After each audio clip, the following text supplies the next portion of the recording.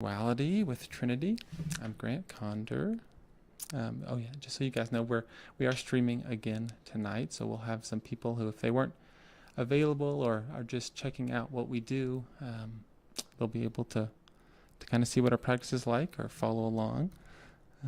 We'll open up with a opening prayer. This is by John Philip Newell. It's from Celtic Benediction. If you have it or would like to look along, it's on page 29.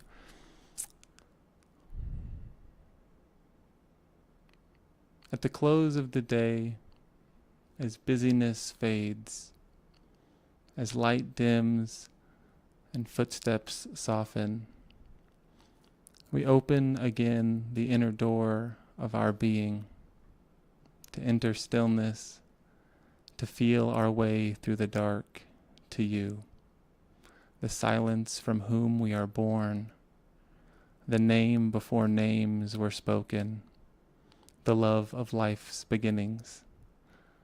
At the close of the day, we come. Amen. Our next practice will be a chant practice. We've done this some, but it might be new to some of you. It is called the Shema chant. It is maybe more commonly known from Deuteronomy as "Hear, O Israel, the Lord is your God, the Lord is one." However, in the Hebrew, that would be Shema Yisrael Adonai Eloheinu Adonai Echad. This is a prayer that points to the oneness of all creation. When we think about the name Israel or Yisrael, we think of Jacob, who is given the name, and we are told that the name means one who wrestles with God. The word Shema means hear, so we have the prayer starting, "Hear, you who wrestles with God." It's saying the Lord God is all manifest things and all transcendence. Everything in experience is the oneness of God. That is one way the Hebrew can be translated. So we will have a time of chanting this. You can chant along and put yourself on mute, as the words will be up on the screen. And after the chant, there'll be a time, about 5 minutes, for some silent meditation and centering prayer. There'll be a ringing of a bell, and we will reconvene then. All right.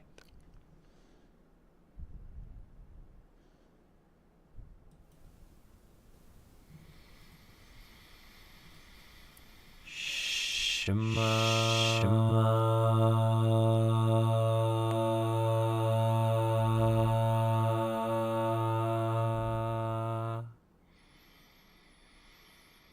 Yisrael, Yisrael.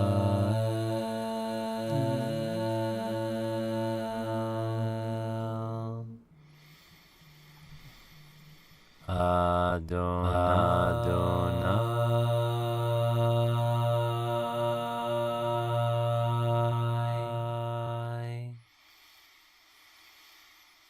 Eloheinu, Adonai,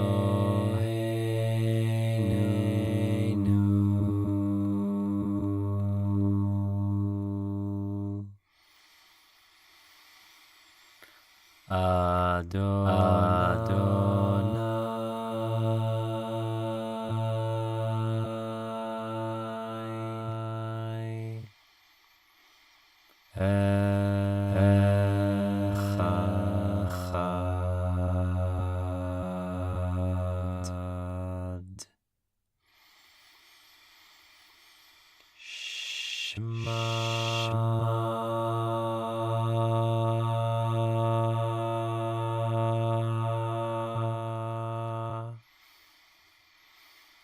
Yisrael,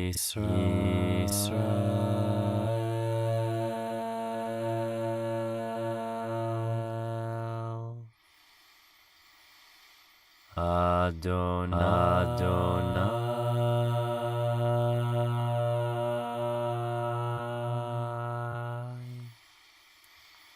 Eloheinu,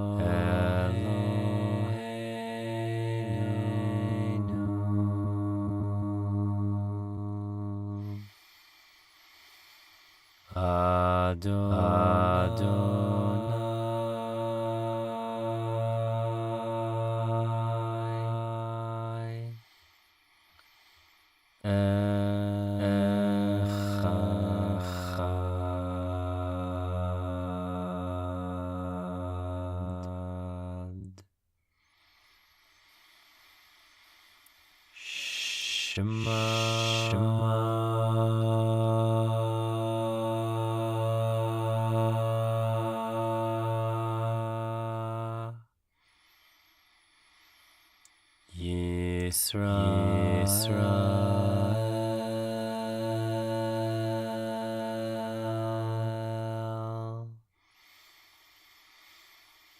Adonai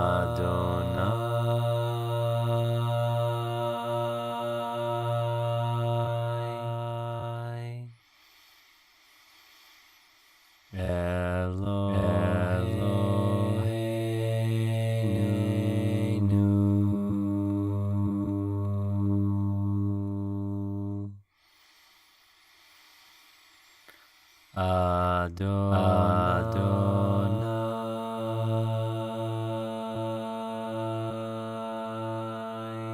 Adonai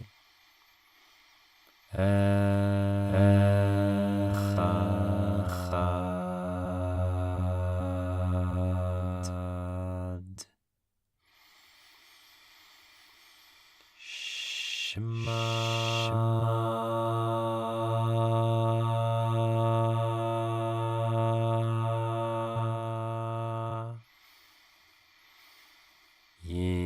Yisrael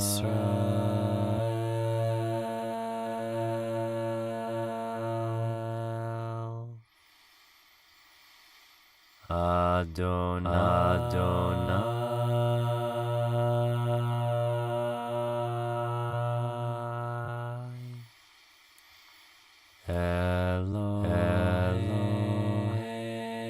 Eloheinu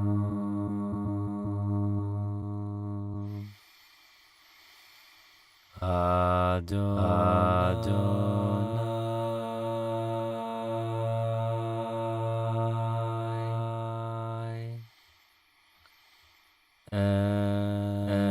Echad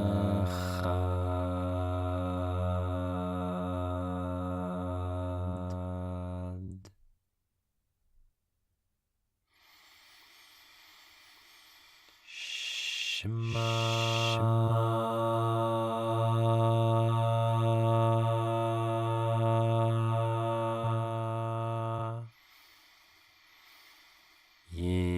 Yisrael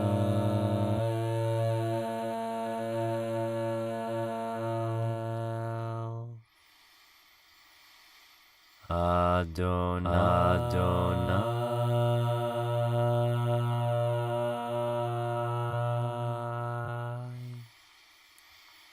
Eloheinu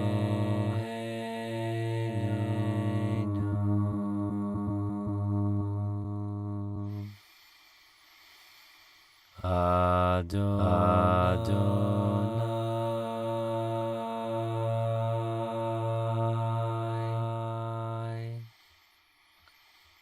Echad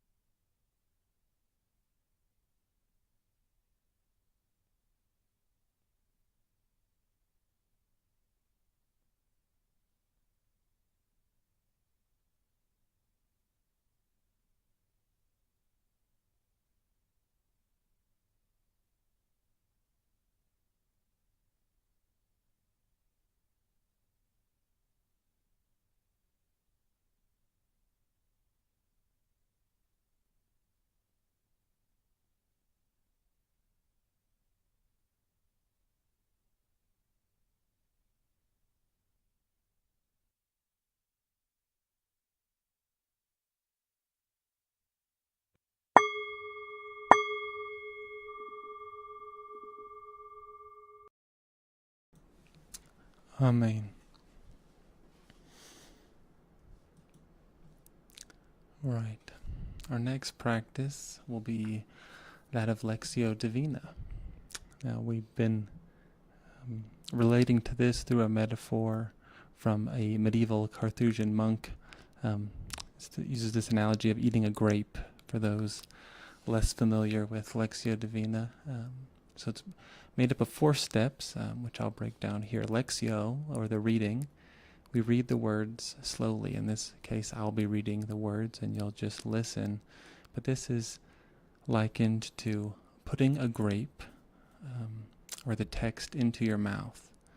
The next step of Lectio Divina is meditation, where we reflect mentally on the meaning of the text or chew the grape. On the next stage of prayer, we are given an aha experience by God, one that activates your joy and other emotions. This is extracting the sweetness of the grape. And the final stage, contemplation, is we're uniting with the one indwelling in the text. It's swallowing the grape and letting the grape become you, and you become the grape. So I will read through this text 4 times. Each time, allow yourself to go deeper into meaning, into an aha, into a unity with God.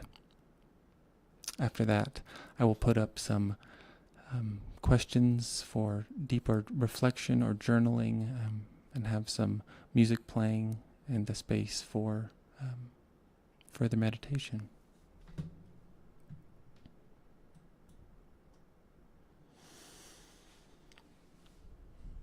This is from the Jesus Sutras by Martin Palmer, specifically the Sutra of Origins. It is like an archer. We see the arrow fly and fall, but cannot see the archer himself. Even though we cannot see the archer, the flying arrow tells us there must be one. It is the same with the one sacred spirit.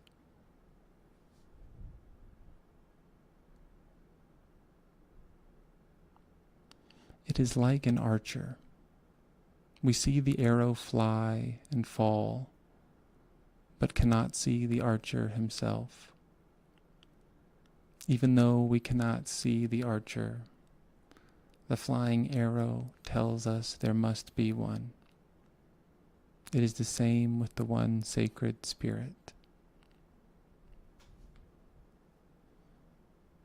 It is like an archer.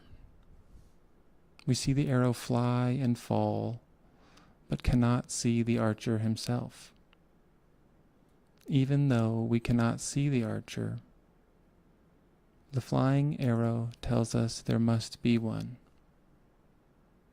It is the same with the one sacred spirit.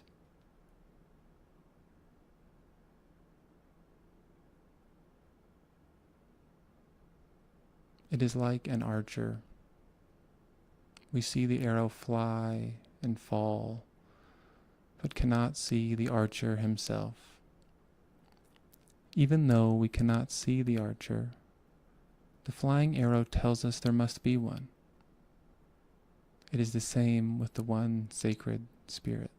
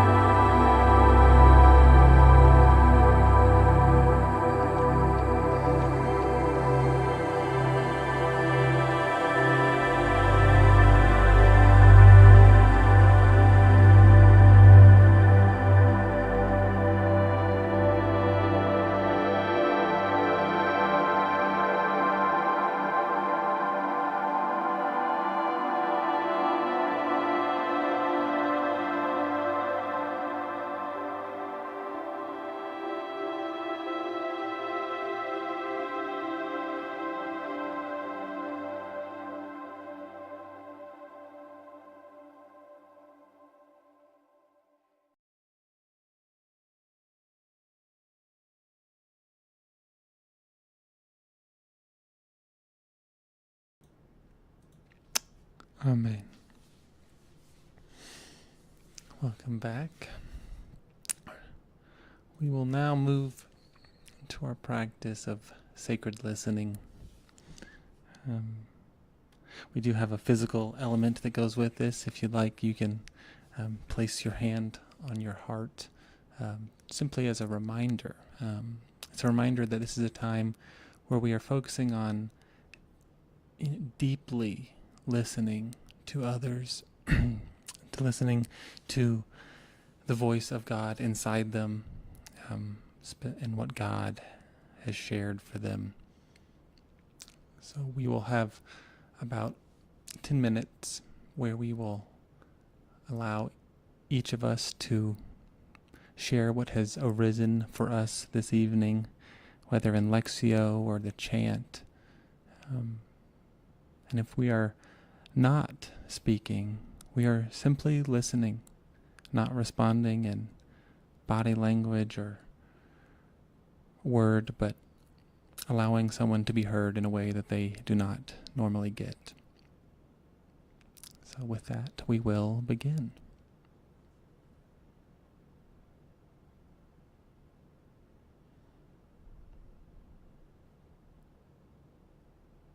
Well, I think this is all about faith. That's something that you can't see, but you know is there. And the archer is God, and everything else is where the arrows have landed. But I, in particular, like the nature, the trees, the flowers, the mountains. Those are where the archer's arrows have landed.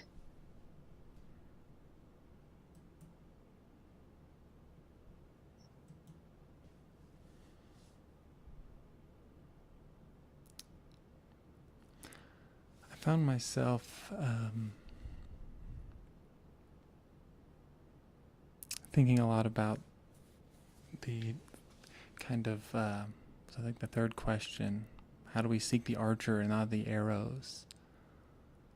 I think I typically, I don't know whether it be a meditative state or just an experience of God's presence or something, I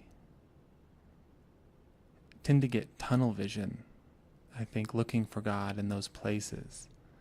I'm like, oh, well, the arrows are falling right here. And I start looking for, only in the area where I've seen the arrows, and I stop searching other places for where the archer might be.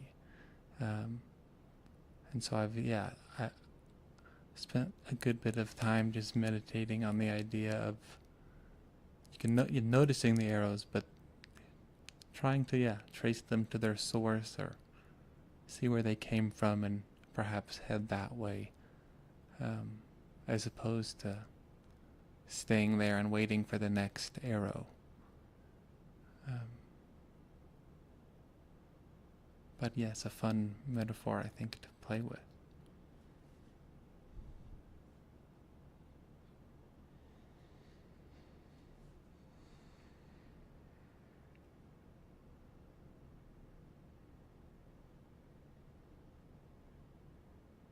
So in thinking about arrows, I got to thinking about people who have been especially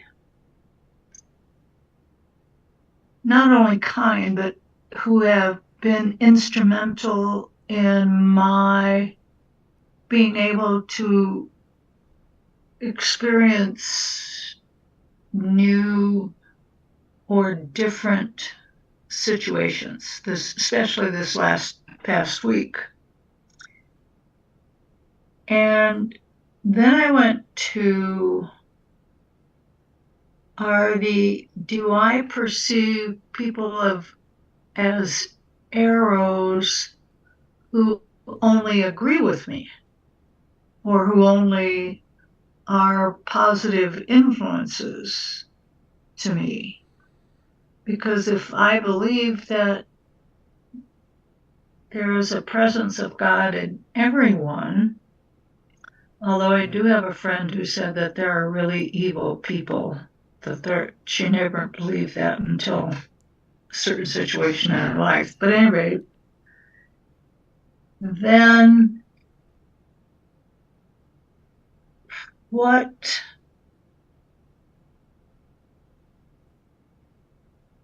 how can I search for the archer in maybe those people who present a challenge to me?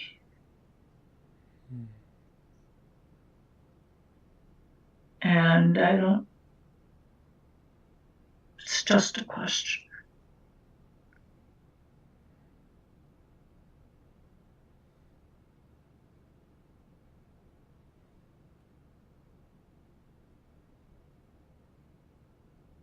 If I really believe that there is a presence of God in everyone.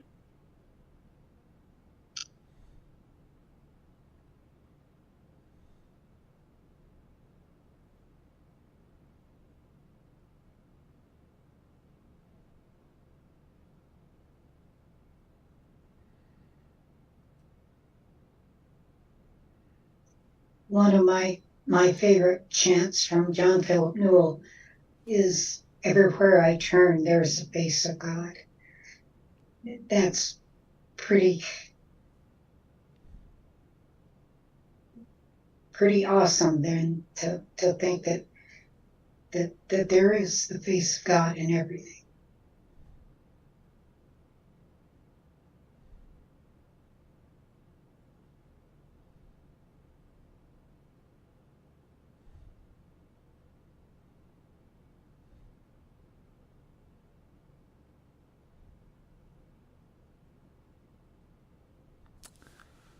I think last week,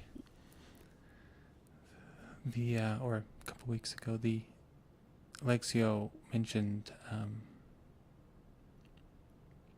Grant, I can't hear you very well. I'm sorry. No, you're good. Thank you. The Alexio from a couple weeks ago mentioned kind of the inner self being like, water that could be muddied or made unclear. I think sometimes I'll also use the metaphor of, it's like a window that is dirty and you can't quite see through it. I think that is typically the metaphor or image I use for perhaps seeing people who are just unable to see God's presence in them or unaware of that. They can't see through all of the cloudiness and muddiness of our human experience to that light that God has in them. And thus they act in a way that reflects that muddiness instead of the light. Oh, that's interesting. But it is a hard thing, I think. I talk with the youth a lot about this. It's a hard thing to put. How do we understand that there are evils in the world and that also it is all made of God's creation? That is I think a difficult meditation to hold. But there are some beautiful, I think, analogies that provide ways to see the good in all.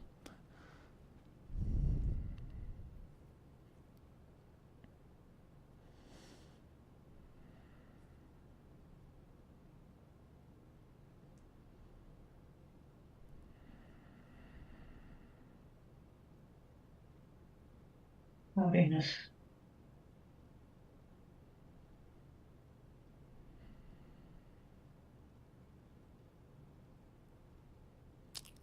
All right, I think we're about out of time for our sake of listening, but thank you both very much for sharing.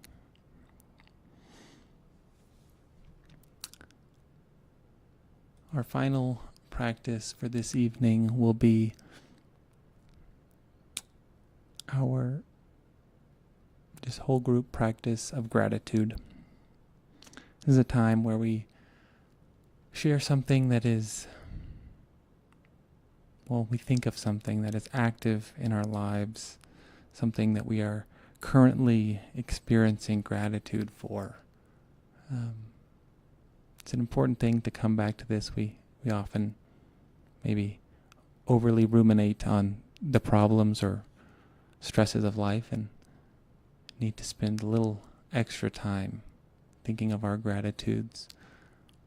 So whenever you have an idea of what you are actively grateful for, I'm going to ask you to condense it down to just one word that will hold all of that meaning. When you have that word, you're free to share it with the group.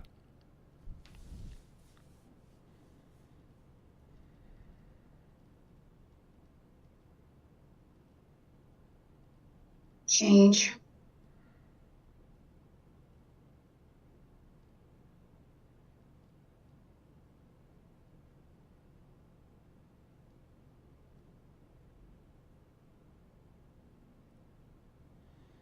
Health. Flexibility. I'm sorry? Flexibility. Uh-huh.